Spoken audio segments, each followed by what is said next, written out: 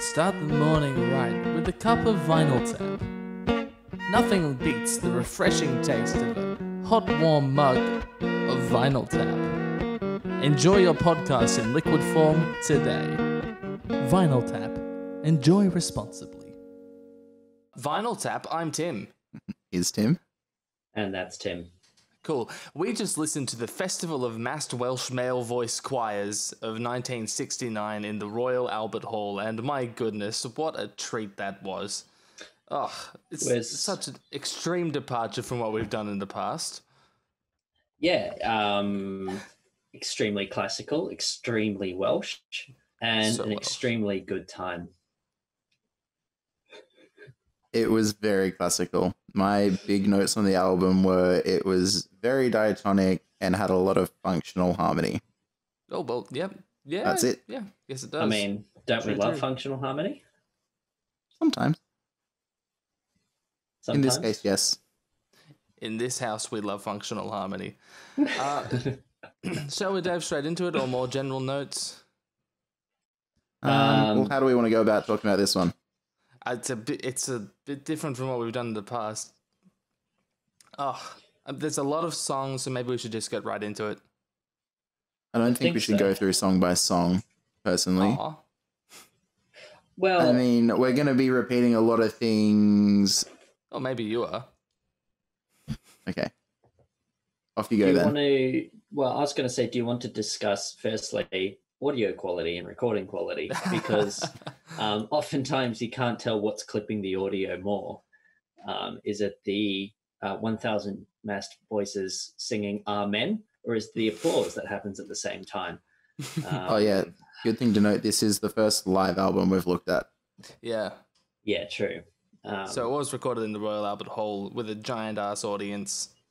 Because, Welsh male choirs, they draw an audience, man. They just draw a big crowd. You could fill bloody Wembley with that stuff.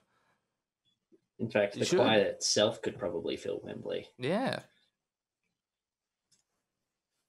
Definitely good. Yeah, the recording quality is garbage. It is 51 years old. So you can't really blame them for that. And also, it was a live recording in a giant hall. They kind of captured the mood of it, but it's pretty rough quality-wise. Yeah. But I get the feeling that if you've bought this album, that's not what you're looking for. You're there to hear Welsh men sing loudly, and that's what you get, okay? There are basically two dynamics on the album. There is organ and 1,000 voices. Those are the options. I'm going to disagree with you on that. There's applause as well. The audience also has its own volume. What do you think, Jason? If we'd listened to just the first side, I would have agreed with that.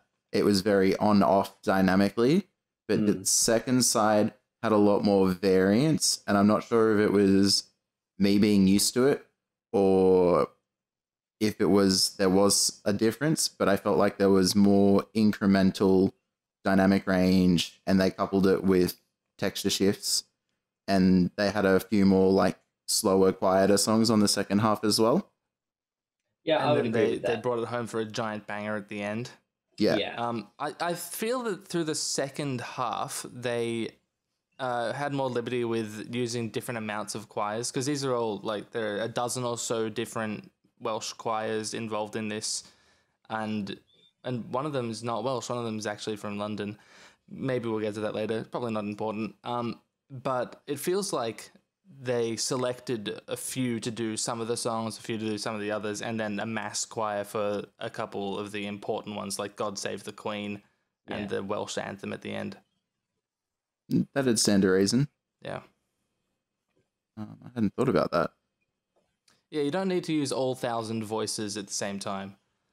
No, as we were talking about, where it was on-off in the first side, I really wanted something different texturally and dynamically, because it was either all in or half in, kind of.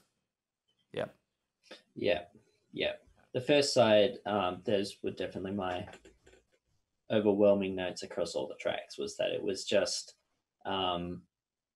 everyone's singing and they were also singing quietly as well. It was it wasn't just kind of less voices and kind of creating that lower dynamic. It was they were singing hushed, and then suddenly there's like 1,000 blokes just Yelling, screaming out "Amen," hallelujah yeah. or amen or like whatever it is, which I didn't mind, but as the first side went on, it did kind of drag a little bit. There's sort of that impact lessens after you sort of get exposed to it over and over. Yes.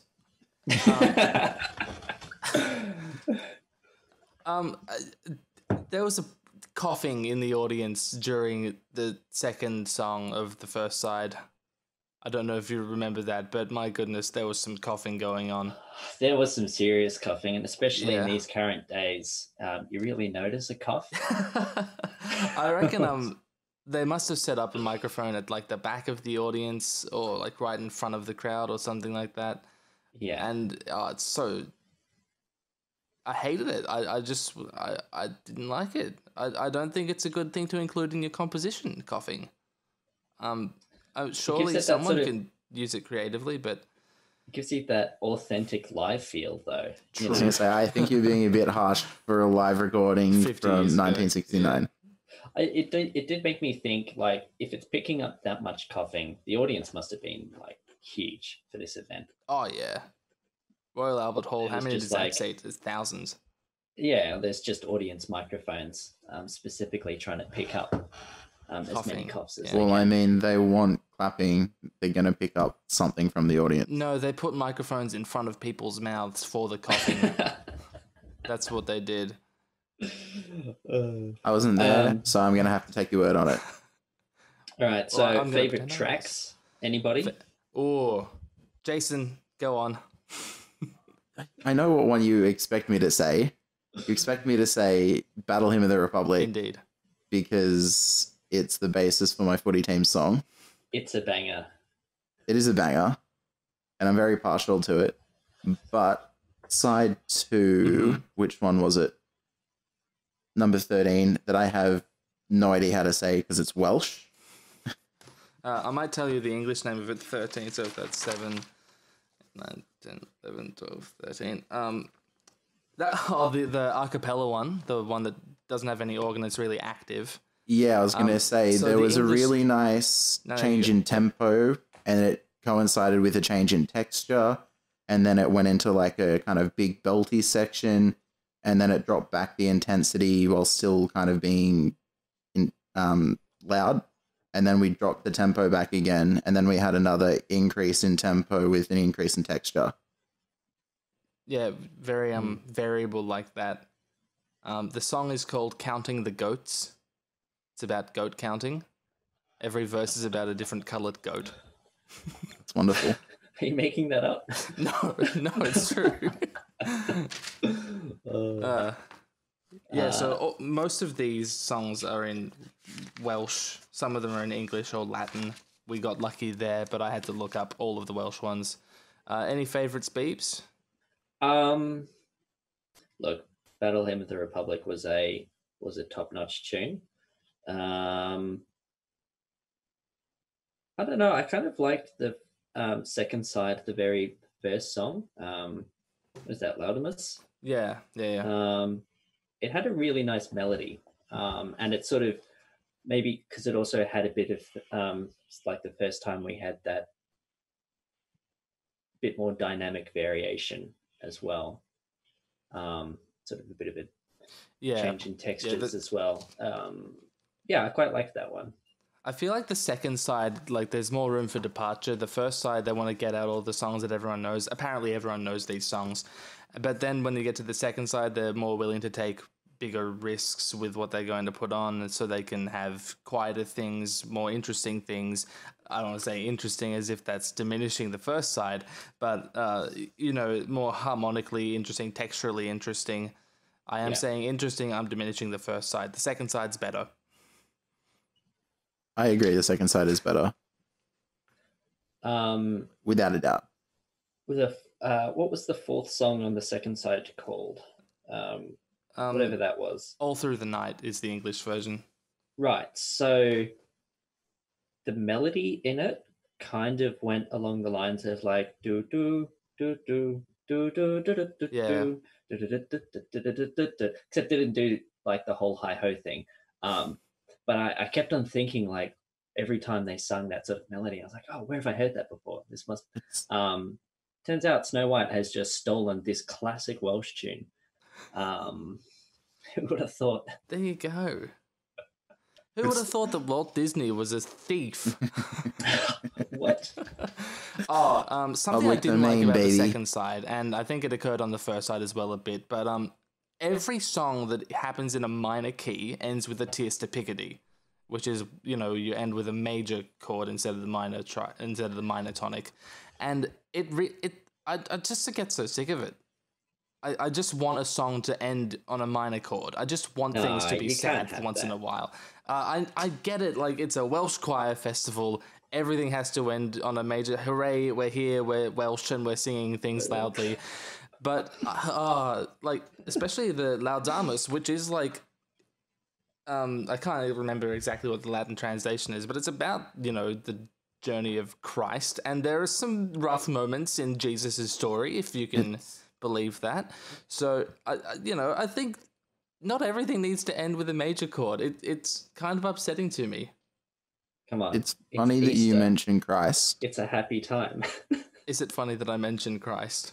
Well, my notes for the very last song on the whole album was saying that the song reminded me of A Christmas Carol. The whole album? No, specifically the last song. The last song on the entire album?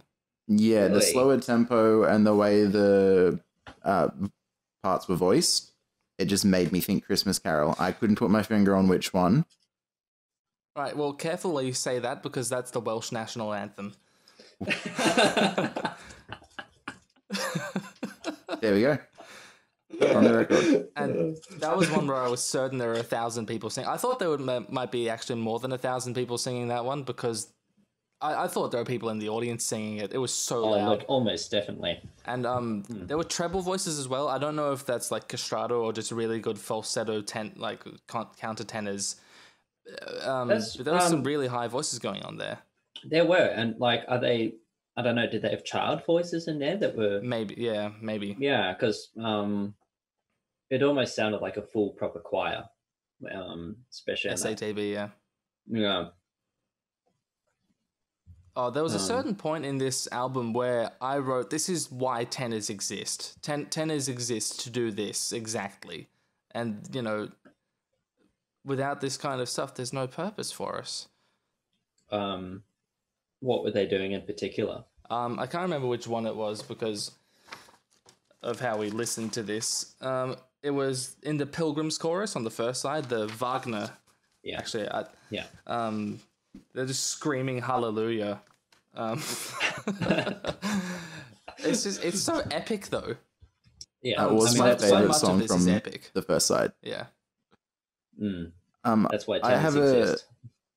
a note about the organ that I'm interested to hear what you guys say about. I don't know if it was an intentional decision or just recording technology or what, but I felt like the organ was more there for a guide for the choirs as opposed to being an integral part of the music. Because even when it was there, half the time it was drowned out completely. Well, that's, you know, you can attribute that to the recording equipment of the time. I think. I think if you were in the hole, you could hear the organ pretty well. That's my guess. And the second thing I'll say to that is, there were a cappella songs on the second side, so they didn't need the organ. It wasn't like they didn't need that as a guide. So I think that the organ was included as an actual instrument. It didn't add much because it's a church service. They're all hymns. The organ usually doesn't add much. It is just there as the basis. It's there to provide something for the melody to sit on top of. Fair enough. Yeah. But yes, it is really soft in the mix. It is super soft. It gets drowned out basically every time. Although that said, the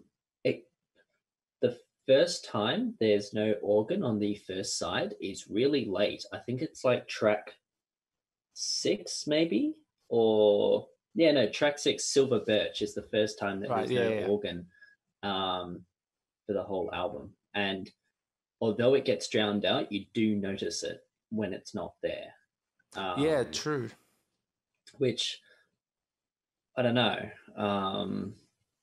Maybe it's just because you don't hear it do its little intro tinkles. Which some of them were actually really, really cool. I liked the organ, especially on the first side. There were some like really, really fun lines it was playing to start off each song, or maybe ending off a couple of them, I think. Yeah. Well, the reason that I brought the organ up was because I would have liked to hear it more.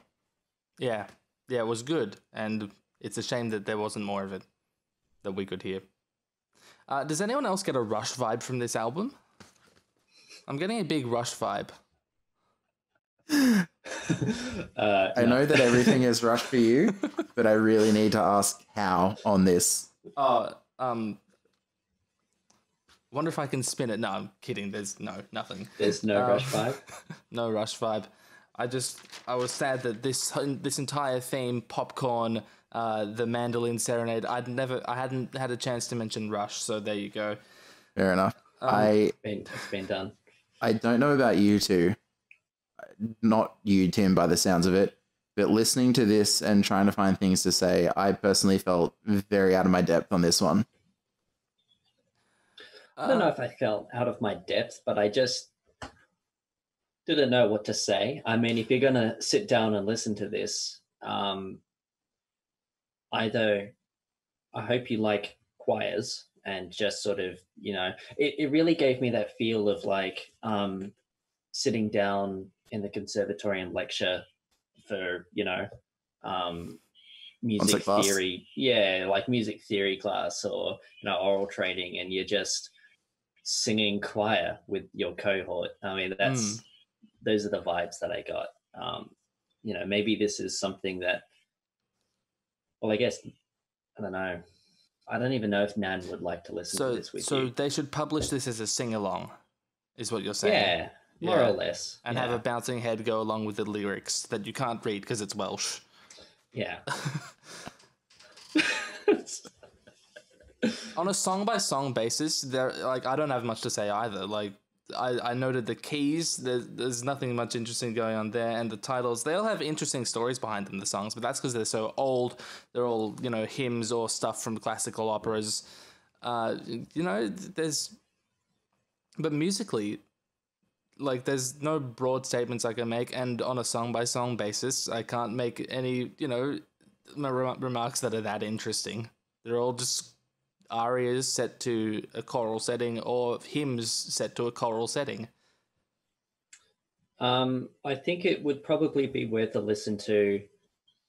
At least get through a couple of songs, because there is nothing quite like hearing 1,000 voices suddenly go amen and just give you like the power chords. It's very intense. It is very intense. I at one point wrote all in capital letters, hallelujah for Welsh men. I would almost feel like having the opportunity to go to something like this live would be better than listening to a record, because of the atmosphere in the church, and hearing that those many voices go amen like that would just be breathtaking. Something like this is absolutely a situation where a live recording does not capture the entire situation. And that's not the case for all music, but it definitely is for this. With this. I also don't think this is something you could recreate in a studio and give the same effect either. I was just about to say that. Giant cathedral. Something though that I think it has done is, had I have seen an advertisement for this kind of event before listening to it, I probably wouldn't have given a shit. But now that I kind of know what it could be and potentially what I could experience by going to a gig like that, it's something that I definitely consider now. Cool. If not just for the experience of being blasted. get down to 1,000 Welshmen screaming at you. Put that on in the club. Yeah, tick that off the bucket list. Boogie down.